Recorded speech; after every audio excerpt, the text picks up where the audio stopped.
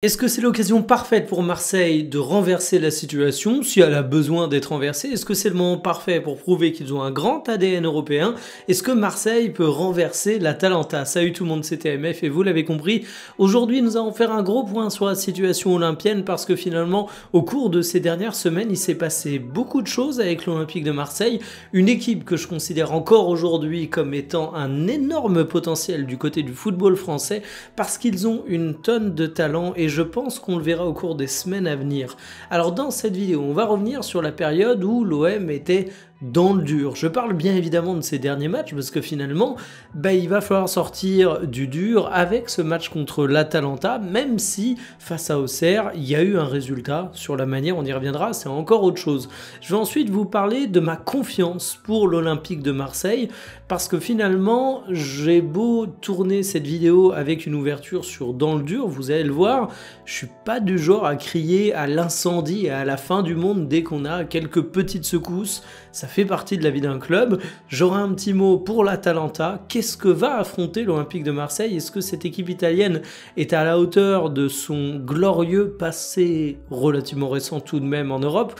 Et est-ce que c'est un peu plus compliqué? Peut-être. Et enfin, je terminerai par une partie sponsorisée par Winamax, la partie pronostic. Je vous donne d'ores et déjà les cotes pour la rencontre et comme d'habitude, si vous avez envie de vous lancer, vous avez le code promo TMF10 à rentrer lors de la création de votre compte, ça vous donne 10 € en free bet et en plus, votre premier pari est remboursé s'il est perdant jusqu'à 100 €.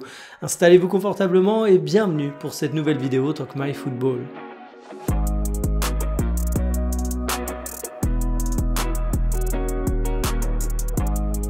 J'aime pas trop qualifier l'Olympique de Marseille comme étant dans une période où ils sont dans le dur, mais il faut avouer que les résultats n'ont pas été à la hauteur des attentes dernièrement et surtout que ça a donné beaucoup de frustration parce que tu penses réellement pouvoir espérer mieux. Ça a commencé du côté du Sporting où tu as connu une défaite, mais tu as eu un grand pet-chao. Tu avais l'impression que tu pouvais réussir à aller chercher les 3 points là-bas, ce qui aurait été une belle performance. Et finalement, tu t'es un petit peu saboté. Tu as eu un Benjamin Pavard qui te l'a mis un peu dedans et c'est dommage parce que finalement, tu sentais que Marseille avait les qualités intrinsèques pour aller chercher les points là-bas.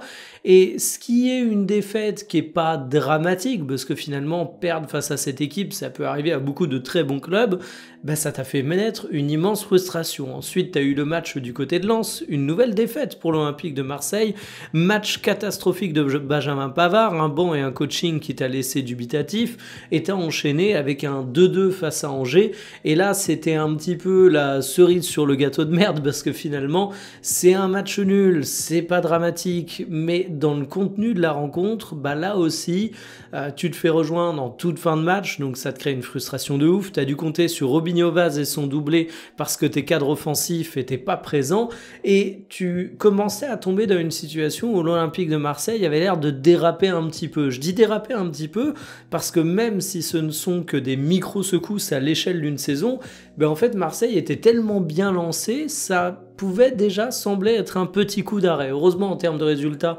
tu l'as fait face à Auxerre. Alors attention, c'est une petite victoire 1-0, c'est pas monstrueux, tu peux remercier Murillo, tu as eu très peu d'occasions, tu as dû compter sur Rouli, 2 tirs cadrés seulement, 0,53 buts attendus contre 1,02 à Auxerre. Bref, il y a Roberto De Zerbi qui a dit après la rencontre: heureusement qu'on a gagné, sinon vous nous auriez défoncé. Je sais plus si c'est Benassia ou De Zerbi qui dit ça, je crois que c'est De Zerbi. Vous me corrigerez en commentaire, mais je trouve que c'est une parole marseillaise pleine de bon sens qui est très réaliste et très pas de langue de bois sur la situation, mais ça résume bien les choses. Et en fait, ouais, Marseille était perçu à un moment comme une machine implacable qui allait rouler sur la Ligue 1. Moi, je suis toujours autant persuadé qu'ils ont un potentiel de dingue. Mais tu es dans une période où ça brille un petit peu moins. Le Greenwood qui te fait gagner tous les matchs au début, il est plus toujours autant là. Le jeu spectaculaire de Roberto De Zerbi, il a donné lieu à quelques frustrations de coaching. Dernièrement, tu comptais également beaucoup sur l'expérience de Benjamin Pavard. Ça arrive à tous les joueurs d'avoir des creux de la vague, mais là, ça a été quand même relativement visible et violent. Donc forcément, il n'en faut pas plus pour enflammer les foules. Sauf que moi, je considère qu'à Marseille, il n'y a pas de raison de s'inquiéter. Déjà, si on regarde le classement de Ligue 1, Bon, ben, l'OM est toujours dauphin. Oui, il y a eu quelques contre-performances en Ligue 1, mais finalement, bah, c'est qu'une défaite et un match nul. En dehors de ça, t'enchaînes les victoires. Et puis surtout, on peut pas dire que les autres équipes de tête aient enchaîné les victoires non plus. Que ce soit Monaco, que ce soit Paris, que ce soit des clubs comme Lens, comme Lille, comme l'Olympique Lyonnais, bah finalement tout le monde est un peu logé à la même enseigne, ce qui fait qu'il n'y a pas à être alarmiste sur Marseille. Par contre, c'est sûr qu'il suffit d'un match pour que théoriquement tu puisses tomber à la 6e position. Ça t'en dit long sur à quel point cette Ligue 1 s'annonce serrée. Mais bon, là-dessus, j'ai envie de dire, tout va bien dans le meilleur des mondes. Du côté de la Champions League, c'est peut-être un peu plus tendu, parce que t'as pris que 3 points en 3 matchs, et le calendrier s'annonce assez complexe. T'as le match face à l'Atalanta, évidemment, mais derrière, tu vas affronter Newcastle, l'Union Saint-Gilloise, Liverpool, le Club Bruges, c'est quand même de sacrés clients, mais si on a bien un enseignement avec cette Ligue des Champions, nouvelle formule qu'on a vue l'année dernière, c'est que la phase de Ligue, elle peut donner lieu à des surprises, et moi, je considère que Marseille a tout pour créer la surprise, justement, même face à des gros.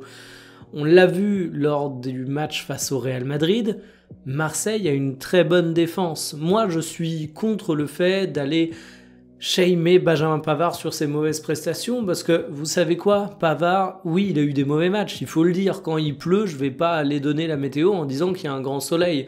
Mais en attendant, s'il pleut 3 jours dans le mois et que tout le reste du mois il fait un grand soleil, bon ben je vais pas dire qu'on a un mois de merde. Et je pense que la saison de Benjamin Pavard, elle sera un peu comme ça. Bon ben là on a eu des jours de pluie, mais Benjamin Pavard, ça reste à mes yeux une assurance de soleil, et surtout qu'il est bien encadré, il est bien entouré. Quand je vois que t'as un Aguerd à côté sur qui... Bah franchement, j'étais déjà convaincu quand il est arrivé, mais alors plus les jours passent, plus je suis encore plus convaincu. Il y a de la qualité du côté de Marseille. Je suis pas un fan de Greenwood pour toutes les raisons que vous connaissez, on va pas refaire le sujet, mais je peux quand même pas être de mauvaise foi au point de dire que c'est pas un atout pour l'Olympique de Marseille, tellement c'est un des gros joueurs de notre championnat. Quand je vois qu'Aubameyang est là aussi, je me dis que Aubameyang, quand t'as vu ce qu'il avait fait à Marseille durant les campagnes européennes, il peut aller te sortir des gros matchs, même à son âge avancé. T'as du talent à toutes les lignes, t'as de l'expérience, t'as un Roberto De Zerbi qui a un bon coach, donc à un moment, c'est pas 2-3 résultats un peu en demi-teinte, 2-3 interrogations sur le jeu qui font qu'il faut jeter le bébé avec l'eau du bain. Ça va bien se passer du côté de Marseille, j'ai pas de doute. Et pour que ça se passe bien, il va falloir renverser ton adversaire italien. Alors à quoi s'attendre avec l'Atalanta qui affronte l'Olympique de Marseille? Bon bah déjà l'Atalanta, ils sont pas dans une grande forme. On peut dire que Marseille a connu quelques secousses dernièrement, mais quand on regarde le prochain concurrent en Ligue des Champions, tu te rassures un petit peu. L'Atalanta, ça fait 6 matchs qu'ils n'ont pas gagné. En C1, ils ont eu un match nul 0-0 face au Slavia Prague qui dénote un petit peu. Et autant j'ai trouvé de ce que j'ai vu de cette Atalanta la défense relativement cohérente, autant c'est la définition même de l'équipe qui manque d'un tueur. Déjà en Serie A, ils ont pas de buteur phare. Le meilleur buteur du club, il a 2 buts. Et je trouve que le meilleur offensif de manière générale, c'est Decatelere, sauf que Charles, c'est un bon joueur, mais c'est pas exactement le profil type du tueur. C'est un offensif qui est hyper complet, qui est capable de te faire l'amour sur le terrain tellement il a un registre de gestes techniques, de capacité à être utile dans une rencontre qui peut vraiment te faire tourner la tête, mais en attendant, c'est pas lui qui va abattre l'ennemi, comme le dit le même quand il faut. Et en fait, cet Atalanta a souvent souffert de ça.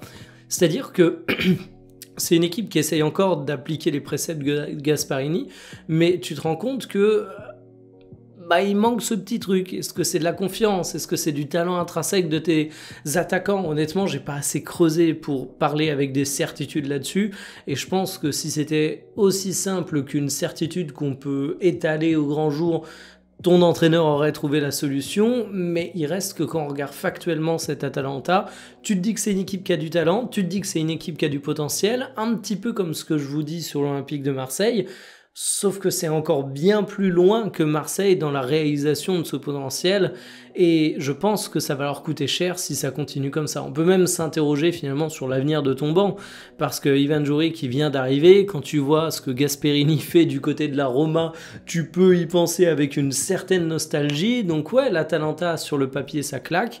Ouais, l'Atalanta, ils ont de très bons joueurs, donc à tout moment ça peut être un adversaire dangereux. Mais si on essaie de réduire les chances potentielles de l'OM en avançant comme argument leur forme, ben on peut encore plus mettre en avant cet argument du côté de l'Atalanta. Et justement, quel est mon pronostic pour cette rencontre? Je vous remets les cotes sponsorisés par Winamax. Vous voyez que Marseille est favori à domicile avec 1,95. 89% des parieurs vont dessus. Et j'en profite pour dire que l'Atalanta se déplace généralement plutôt mal. C'est à avoir en tête sur les pronos les plus posés. Marseille ou match nul, des buts des deux côtés, plus de 1,5 buts. Et moi, je prends un peu le contre-courant parce que je parle du résultat de Marseille, mais je le couple avec moins de 2,5 buts. Ça donne une énorme cote à 5,10, mais parce que je crois en la solidité défensive de l'Atalanta, je crois en la solidité défensive de Marseille, et je vois deux clubs qui ont beaucoup de talent, mais que je vois pas faire exploser des compteurs de buts. Ressortez-moi cette phrase quand il y aura un truc genre 5-4 à la fin de la rencontre, je passerai bien pour un idiot. Comme d'habitude, je le redis, si vous avez envie de vous lancer, le code promo TMF10 à rentrer lors de votre inscription. Ça aide la chaîne et ça vous donne des cadeaux de bienvenue, 10 € en free bet et Winamax qui rembourse votre premier pari ici, les perdants jusqu'à 100 €. Je sens plutôt bien Marseille parce qu'en fait, ce match face à Auxerre, pour moi, il est assez crucial. Déjà, il faut avoir en tête qu'Auxerre, ça réussit pas à Marseille, que c'était un match qui, même si c'est contre la lanterne rouge de Ligue 1, n'était pas gagné d'avance. Et tu commençais à avoir une sacrée pression. T'as pas eu un contenu du match qui était vraiment hyper bon. Mais le fait que tu gagnes en ayant un contenu, je vais exagérer en disant ça, mais dégueulasse, ça me fait dire que l'OM est capable de rester solide et de puiser dans ses ressources mentales. Et pour un club qui dernièrement s'est un petit peu sabordé, s'est fait rejoindre face à Angers à la toute fin, je me dis que c'est important de reprouver que tu es aussi capable d'avoir ce genre de victoire. Parce qu'à moins d'être un club immensément dominant dans ta scène nationale et sur la scène européenne, une saison réussie, ça se fait pas que de coups d'éclat. Une saison réussie, ça se bâtit aussi sur ta capacité à aller gagner les matchs, même quand t'es pas au mieux. Et j'ai l'impression que Marseille a prouvé ça, donc je suis plutôt confiant pour ce match face à l'Atalanta. Je dis pas que c'est gagné d'avance, parce que c'est un adversaire qui a du talent, mais moi j'ai foi en Roberto De Zerbi et ses joueurs. Dites-moi ce que vous en pensez, moi je vous dis à demain pour une prochaine, salut.